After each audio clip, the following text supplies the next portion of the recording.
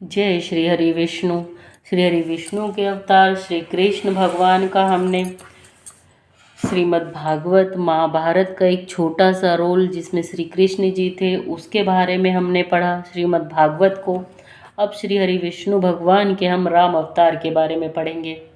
उनका बाल कांड, अयोध्या कांड, लंका कांड, सुंदर कांड, सारी चीज़ें पढ़ेंगे।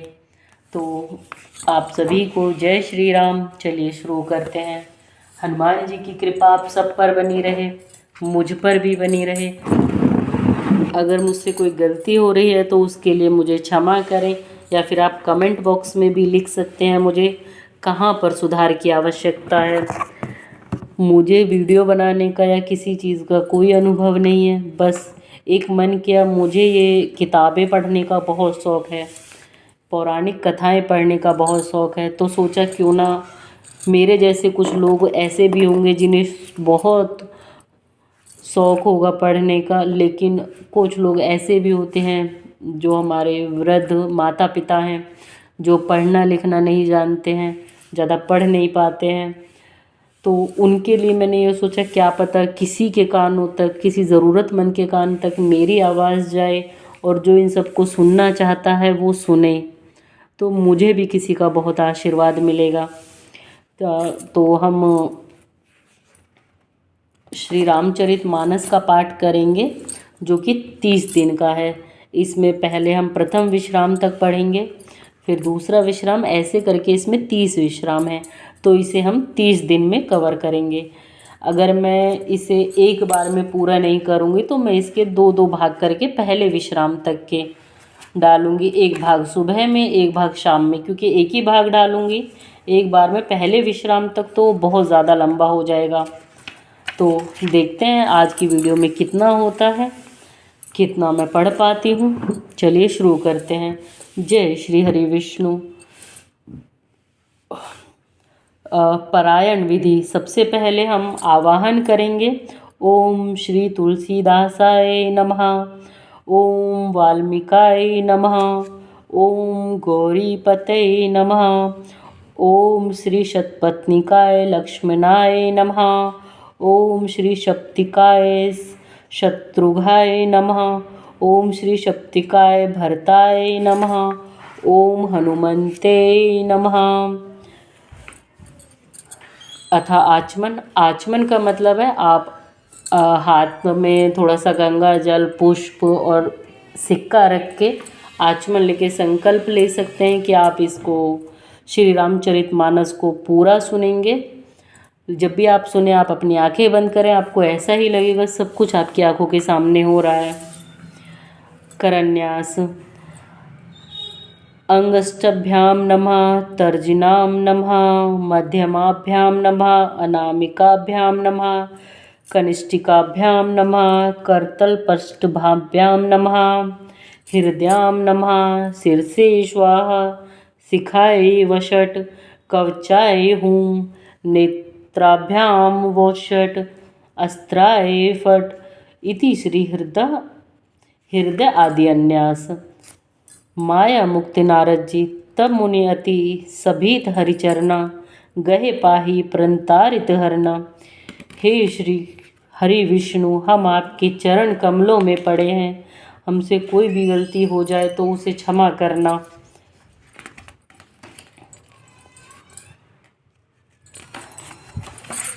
तो सबसे पहला जो इसका अध्याय है वो है हमारा बालकांड। बालकांड को हम शुरू करते हैं। श्री गणेशाय नमः। श्री जानकी वल्लभो विजयते। श्री रामचरितमानस प्रथम सोपान। बालकांड। श्लोक। अक्षरों, अर्थ समूहों, रसों, छंदों और मंगलों की करने वाली माँ सरस्वती जी और गणेश जी की मैं वंदना करती हूँ। श्रद्धा और विश्वास के स्वरूप श्री पार्वती जी और श्री शंकर जी की मैं वंदना करती हूँ, जिनके बिना सिद्धजन अपने अंतःकरण में स्थित ईश्वर को नहीं देख सकते। ज्ञान में नित्य शंकर रूपी गुरु की मैं वंदना करती हूँ, जिनके आश्रित होने से टेढ़ा चंद्रमा भी सर्वत्र वंदित होता है। श्री सीताराम जी के गुण समूह रूपी पवित्र वन में विहार करने वाले विशुद्ध विज्ञान संपन्न कवीश्वर श्री वाल्मीकि जी और कपीश्वर श्री हनुमान जी की मैं वंदना करता हूँ। उत्पत्ति, स्थिति, पालन और संहार करने वाली, कलेशों को हरने वाली तथा संपूर्ण कल्याणों की करने वाली श्री रामचंद्र जी की प्रियतमा श्री सीता जी को मैं नमस्कार करता हूँ, जिनकी माया के वशीभूत संपूर्ण विश्व ब्रह्मादि देवता और असुर हैं, जिनकी सत्ता से रस्सी में सर्प के भ्रम की भांति यह सारा दृश्य जगत सत्य ही प्रतीत होता है, और जिनके केवल चरण ही भव सागर से तरने की इच्छा वालों के लिए एकमात्र नौका है। उन समस्त कारणों से पर सब कारणों के कारण और सबसे श्रेष्ठ राम कहाने वाले भगवान हरि की मैं वंदना करता हूँ। अनेक पुराण, वेद और तंत्र शास्त्र से सम्मत तथा जो रामायण में वर्णित है और जो कुछ अन्यत्र से भी उपलब्ध है, श्री रघुनाथ जी की कथा को तुलसीदास अपने अंतःकरण के सुख के लिए अत्यंत मनोहर भाषा में विस्तृत करता है, जिन्हें स्मरण करने से सब कार्य सिद्ध होते हैं। जो गणों के स्वामी और सुंदर हाथी के मुख वाले हैं, वे ही बुद्धि के राशि और शुभ गुणों के धाम श्री गणेश जी मुझ पर कृपा करें, जिनकी कृपा से गूंगा बहुत सुंदर बोलने वाला हो जाता है और लंगड़ा लूला दुर्गम पहाड़ पर चढ़ जाता है। वे कलयुग के सब पापों को जला डालने वाले दयालु भगवान मुझ पर दया करें। जो नील कमल के समान श्याम वर्ण है, पूर्ण खिले हुए लाल कमल के समान जिनके नेत्र हैं, और जो सदा क्षीर सागर में शयन करते हैं, वे भगवान नारायण मेरे हृदय में निवास करें। जिनका कुंद के पुष्प और चंद्रमा के समान गोरा शरीर है, जो पार्वती जी की प्रियतम और दया के धाम है, और जिनका दीनों पर स्नेह है, वे कामदेव का मर्दन करने वाले शंकर जी मुझ पर कृपा करें। मैं उन गुरु महाराज के चरण कमल की वंदना करता हूँ, जो कृपा के समुद्र और नर रूप में श्री हरि ही हैं, और जिनके वचन महामोह रूपी घने अंधकार के नाश करने के लिए सूर्य किरणों के समूह हैं। मैं गुरु महाराज के चरण कमलों की रज की वंदना करता हूँ, जो सुरुचि, सुंदर स्वाद, सुगंध तथा अनुराग पूर्ण रस से पूर्ण है। वह अमर मूल संजीवनी जड़ी का सुंदर चूर्ण है, जो संपूर्ण भंवरों के परिवार को नाश करने वाला है। वह रज सुकृति पुण्यवान पुरुष रूपी शिवजी के शरीर पर सुशोभित निर्मल विभूति है, और सुंदर कल्याण और आनंद की जननी है। भक्त के मन रूपी सुंदर दर्पण के मैल को दूर करने वाली और तिलक करने से गुणों के समूह को वश में करने वाली है। श्री गुरु महाराज के चरण नखों की ज्योति मणियों के प्रकाश के समान है, जिसके स्मरण करते ही हृदय में दिव्य दृष्टि उत्पन्न हो जाती है। वह प्रकाश अज्ञान रूपी अंधकार का नाश करने वाला है। वह जिसके हृदय में आ जाता है, उसके बड़े भाग्य हैं। वाल्मीकि जी, नारद जी और अगस्त्य जी अपने अपने मुखों से अपनी होनी कही है। जल में रहने वाले, जमीन पर चलने वाले और आकाश में विचरने वाले नाना प्रकार के जड़ चेतन जितने जीव इस जगत में हैं, उनमें से जिसने जिस समय जहाँ कहीं भी जिस किसी यत्न से बुद्धि, कीर्ति, सद्गति, विभूति और भलाई पाई है, सो सबका सत्संग का ही प्रभाव समझना चाहिए। वेदों में और लोक में इनकी प्राप्ति का दूसरा कोई उपाय नहीं है। सत्संग के बिना विवेक नहीं होता, और श्री राम जी की कृपा के बिना वह सत्संग सहज में मिलता नहीं। सत्संगति आनंद और कल्याण की जड़ है। सत्संग की सिद्धि ही फल है, और सब साधना तो फूल है। दुष्ट भी सत्संगति पाकर सुधर जाते हैं। जैसे पारस के स्पर्श से लोहा सुहावना हो जाता है, सुंदर सोना बन जाता है, किंतु देवयोग से यदि कभी सज्जन कुसंगति में पड़ जाते हैं तो वे भी वहाँ सांप की मणि के समान अपने गुणों का ही अनुसरण करते हैं। अर्थात जिस प्रकार सांप का संसर्ग पाकर भी मणि उसके विष को ग्रहण नहीं करती तथा अपने सहज गुण प्रकाश को नहीं छोड़ती, उसी प्रकार साधु पुरुष दुष्टों के संगम में रहकर भी दूसरों को प्रकाश देते हैं। दुष्टों का उन पर कोई प्रभाव नहीं पड़ता। ब्रह्मा, विष्णु, शिव, कवि और पंडितों की वाणी भी संत महिमा का वर्णन करने में सकुचाती है। वह मुझसे किस प्रकार नहीं कही जाती। जैसे साग तरकारी बेचने वाले से मनियों के गुण समय नहीं कहे जा सकते। मैं संतों को प्रणाम करता हूँ जिनके चित्त में समता है, जिनका ना कोई मित्र है और ना कोई शत्रु। जैसे अंजलि में रखे हुए सुंदर फूल, जिस हाथ ने फूलों को तोड़ा और जिसने उनको रखा, उन दोनों ही हाथों को समान रूप से सुगंधित करते हैं। वैसे ही संत शत्रु और मित्र दोनों का ही समान रूप से कल्याण करते हैं। संत सरल हृदय और जगत के हितकारी हैं। उनके ऐसे स्वभाव और स्नेह को जानकर मैं विनय करता हूँ। मेरी इस बाल विनय को सुनकर कृपा करके श्री राम जी के चरणों में मुझे प्रीत दें।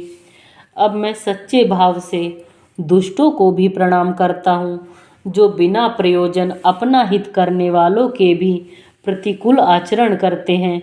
दूसरों के हित की हानि ही जिनकी दृष्टि में लाभ है, जिनको दूसरों के उजड़ने में हर्ष और बसने में विषाद होता है, जो हरि और हर के यश रूपी पूर्णिमा के चंद्रमा के लिए राहु के समान है और दूसरों की बुराई करने में सहस्त्र बाहु के समान वीर है, जो दूसरों के दोषों को हजार आंखों से देखते हैं और दूसरों के हित रूपी घी के लिए जिनका मन मक्खी के समान है, जो तेज में अग्नि और क्रोध में यमराज के समान है, पाप और अवगुण रूपी धन में कुबेर के समान धनी है, जिनकी बढ़ती सभी के हित का नाश करने के लिए केतु के समान है और जिनके कुंभकर्ण की तरह सोते रहने में ही भलाई है।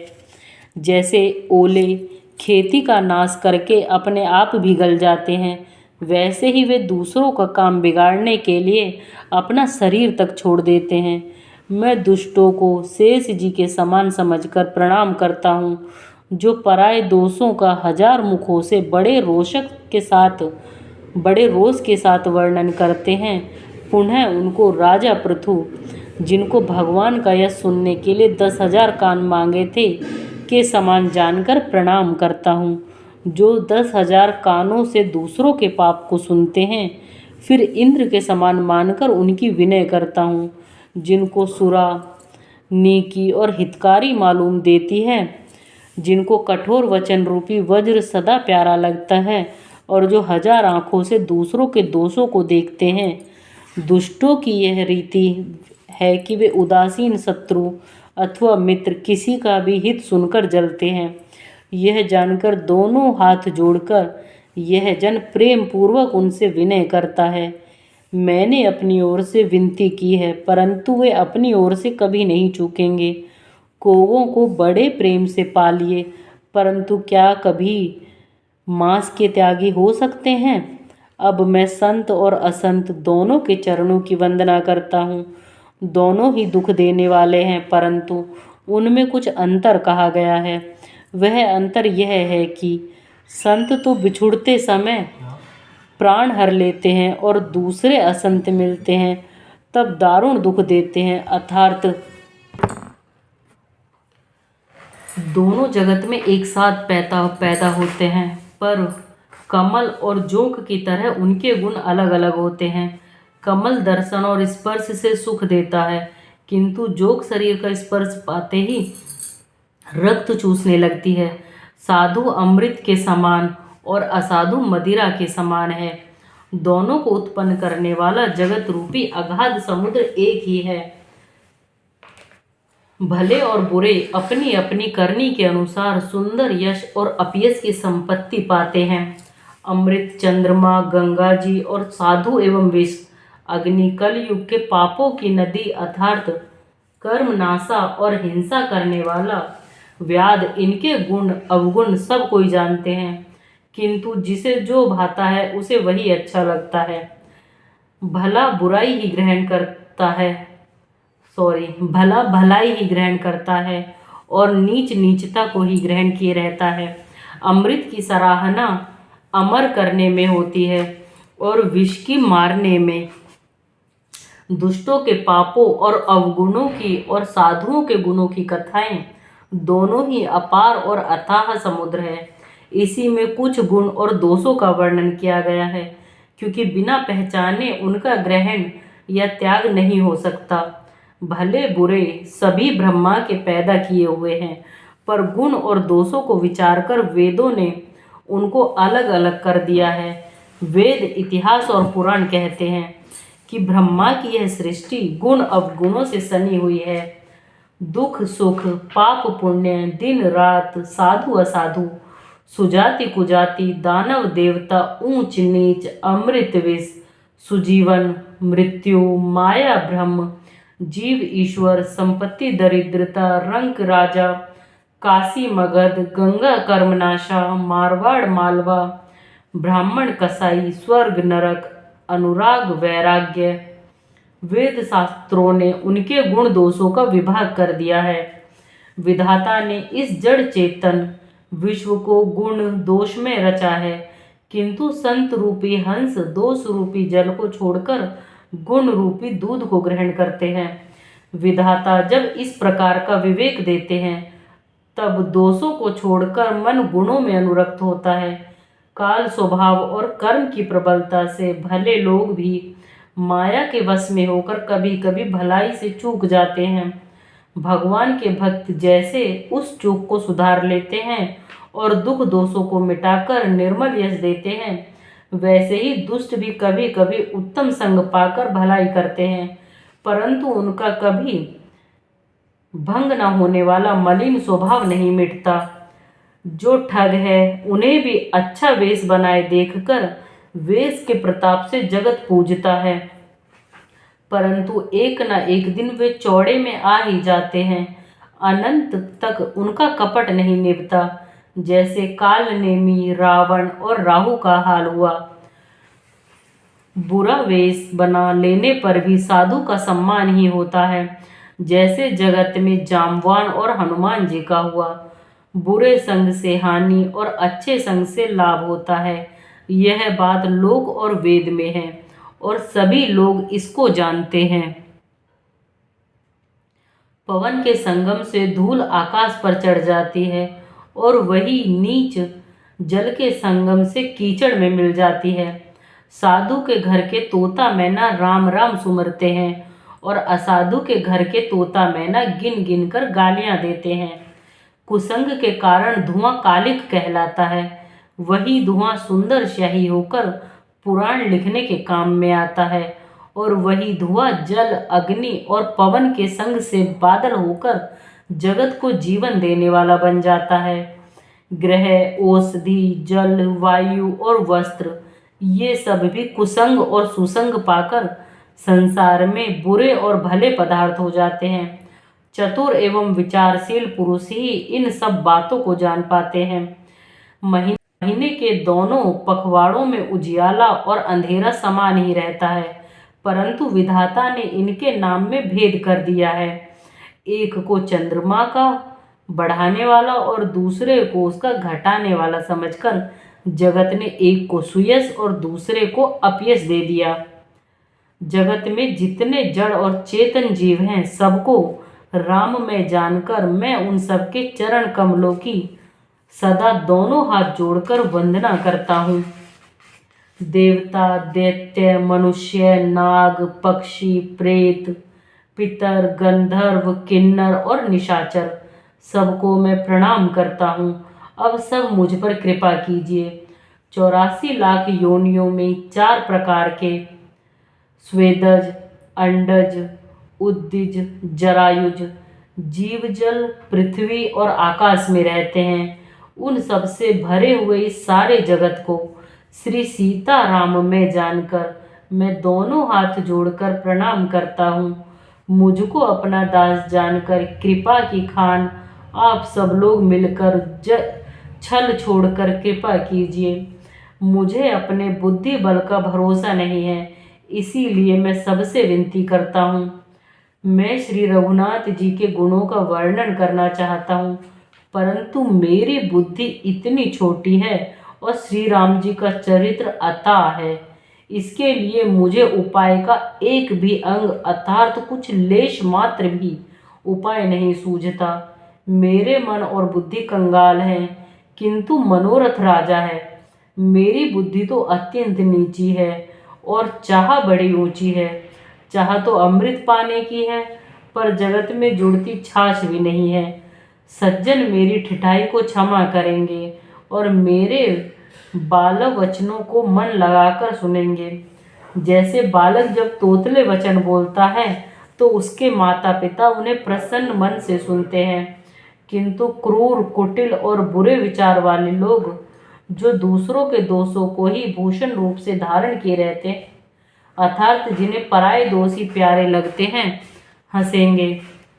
रसीली हो या अत्यंत फीकी, अपनी कविता किसे अच्छी नहीं लगती, किंतु जो दूसरे की रचना को सुनकर हर्षित होते हैं, ऐसे उत्तम पुरुष जगत में बहुत नहीं हैं।